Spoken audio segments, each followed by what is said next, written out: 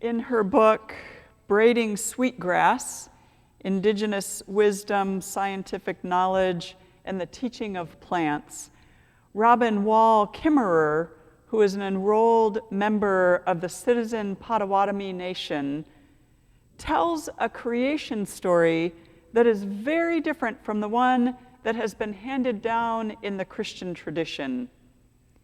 The preface to the story goes like this. In the beginning, there was the sky world. And then the story begins. She fell like a maple seed, pirouetting on an autumn breeze. A column of light streamed from a hole in the sky world, marking her path where only darkness had been before. It took her a long time to fall. In fear, or maybe hope, she clutched a bundle tightly in her hand. Hurtling downward, she saw only the dark water below. But in that emptiness, there were many eyes gazing up at the sudden shaft of light. They saw there a small object, a mere dust mote in the beam. As it grew closer, they could see that it was a woman, arms outstretched, long black hair billowing behind as she spiraled toward them. The geese nodded at one another and rose together from the water in a wave of goose music. She felt the beat of their wings as they flew beneath to break her fall. Far from the only home she'd ever known, she caught her breath at the warm embrace of soft feathers as they gently carried her downward. And so it began. The geese could not hold the woman above the water for much longer, so they called a council to decide what to do. Resting on their wings, she saw them all gather: loons, otters, swans, beavers, fish of all kinds. A great turtle floated in their midst and offered his back for her to rest upon. Gradually, she stepped from the goose wings onto the dome of his shell. The others understood that she needed land for her home and discussed how they might serve her need. The deep divers among them had heard of mud at the bottom of the water and agreed to go find some. Loon dove first, but the distance was too far, and after a long while, he surfaced with nothing to show for his efforts. One by one, the other animals offered to help: otter, beaver, sturgeon. But the depth, the darkness, and the pressures were too great for even the strongest of swimmers. They returned gasping for air with their heads ringing. Some did not return at all. Soon only little Muskrat was left, the weakest diver of all. He volunteered to go while the others looked on doubtfully. His small legs flailed as he worked his way downward, and he was gone a very long time. They waited and waited for him to return, fearing the worst for their relative. And before long, a stream of bubbles rose with the small, limp body of the muskrat. He had given his life to aid this helpless human. But then the others noticed that his paw was tightly clenched, and when they opened it, there was a small handful of mud. Turtle said, "Here, put it on my back, and I will hold it." Sky Woman bent and spread the mud with her hands across the shell of the turtle. Moved by the extraordinary gifts of the animals, she sang in thanksgiving and began to dance, her feet caressing the earth. The land grew and grew as she danced her thanks, from the dab of mud on Turtle's back until the whole earth was made. Not by Sky Woman alone, but from the alchemy of all the animals' gifts coupled with her deep gratitude. Together, they formed what we know today as Turtle Island, our home. Like any good guest, Sky Woman had not come empty-handed. The bundle was still clutched in her hand. When she toppled from the hole in the sky world, she had reached out to grab onto the tree of life that grew there. In her grasp were branches, fruits and seeds of all kinds of plants. These she scattered onto the new ground and carefully tended each one until the world turned from brown to green. Sunlight streamed through the hole from the sky world, allowing the seeds to flourish. Wild grasses, flowers, trees, and medicines spread everywhere. And now that the animals too had plenty to eat, many came to live with her on Turtle Island. How would our concept of what it means to be human change if that were our origin story? How differently might we live on this earth if that were our origin story? As we look at the story of creation that has been passed down by Christians for centuries and centuries, we begin to understand the differences and to look at the impact the Christian story has had on how we live in the world. To begin with, there are two different stories about creation in Genesis. In the first story, God is the only actor, and the ultimate creation ends up being humans because they are the only creation made in God's image. And they are told to multiply and fill the earth and subdue it. They are also given dominion over the other living creatures. What's interesting to note is that the word subdue is a word that was never part of the language of indigenous people when it came to relationship with the earth. Because of that, the Christians who came to this continent justified the stealing of lands from the people who lived here because the people were unwilling to subdue the earth. And so the thinking was, clearly, they don't know enough. In Hebrew, the word subdue has many meanings. One of the meanings is to make a path. Another meaning is to knead, K-N-E-A-D, like you knead bread. And another word is massage. In the second story, God is still the only actor, but creation doesn't happen in 7 days. And we're told that on the day that God made the heavens and the earth, God also made humans from the dust, human from the dust, and breathed God's very breath into the human so that human could till the ground. The word till also has many meanings in Hebrew, and one of those meanings is worship. Once human was made, then God planted a garden that we know as Eden, made it very special. Humans were put in it to keep it and till it.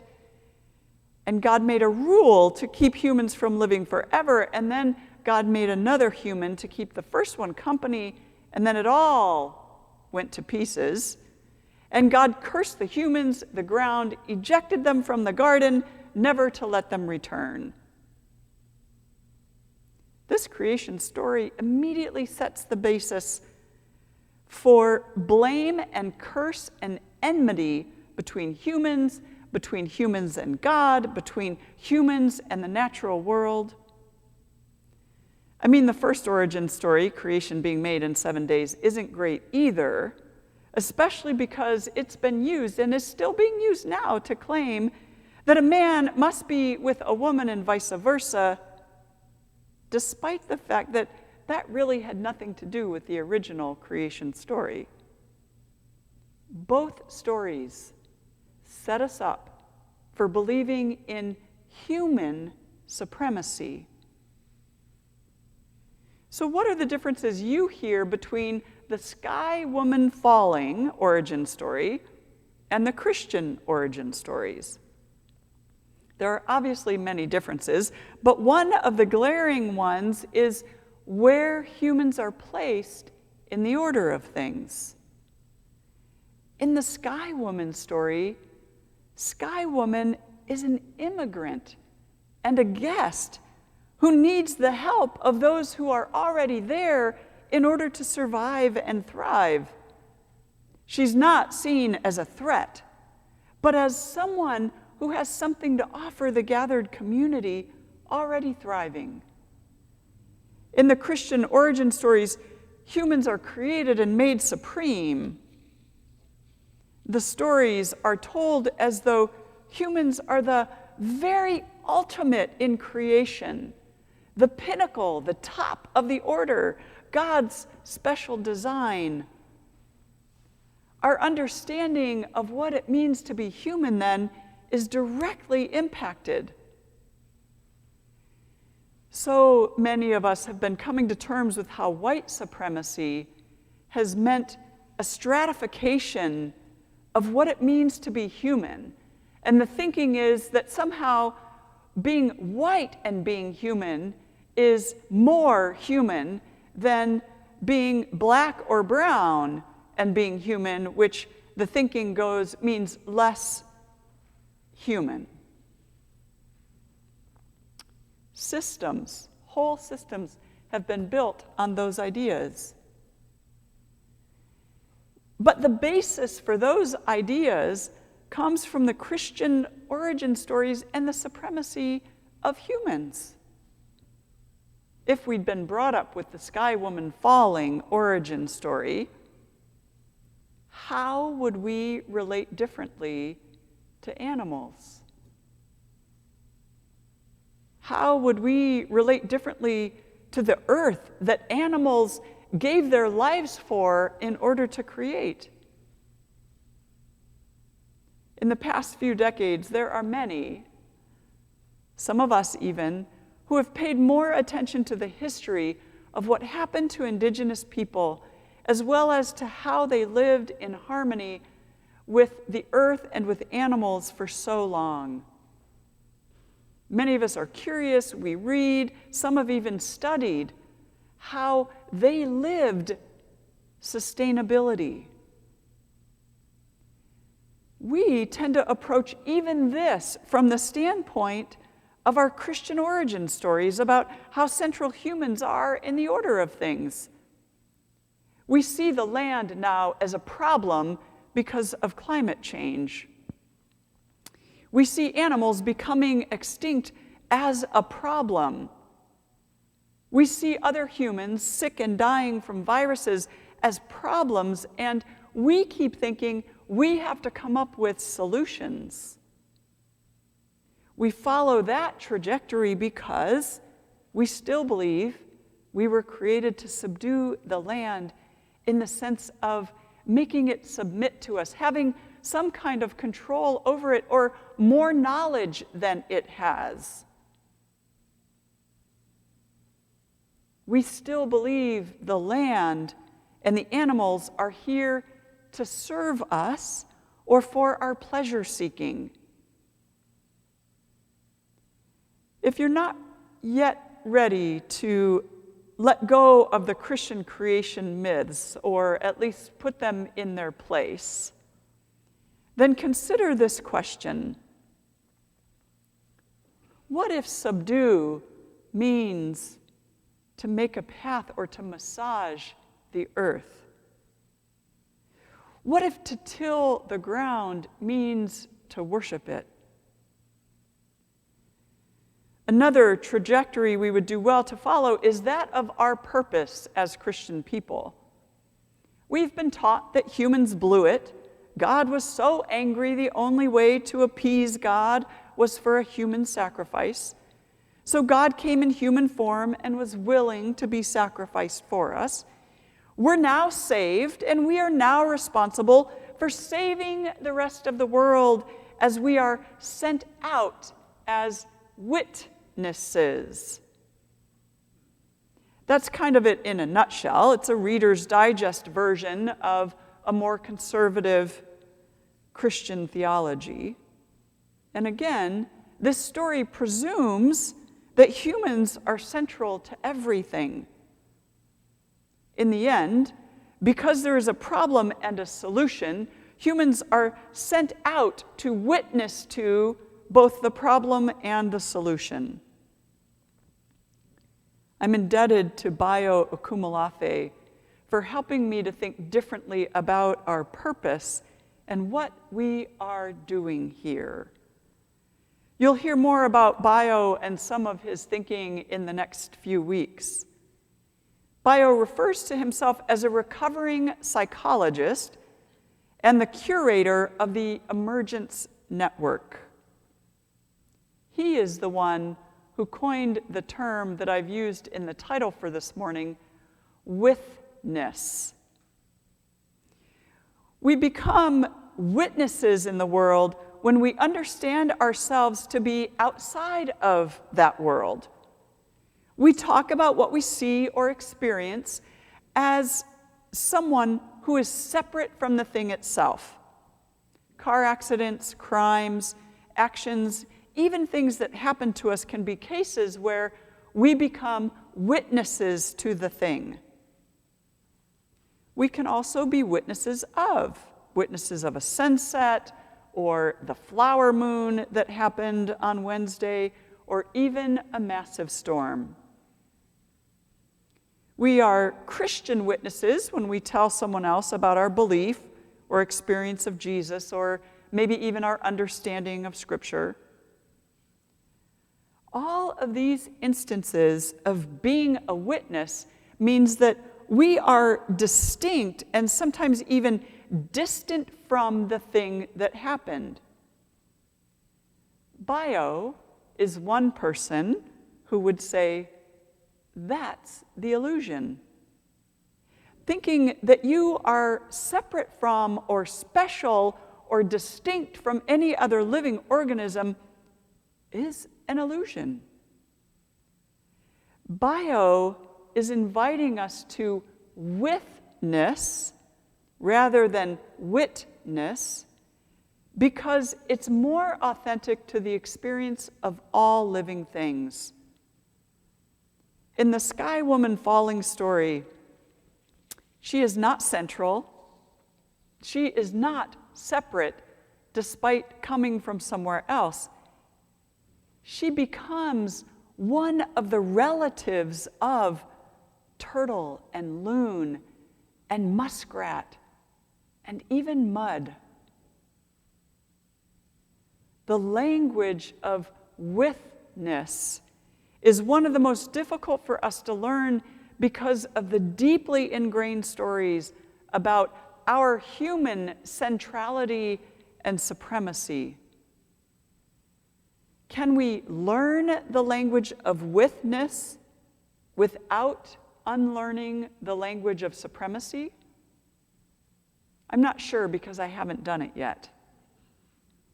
I have begun, though, so I do think they can happen simultaneously.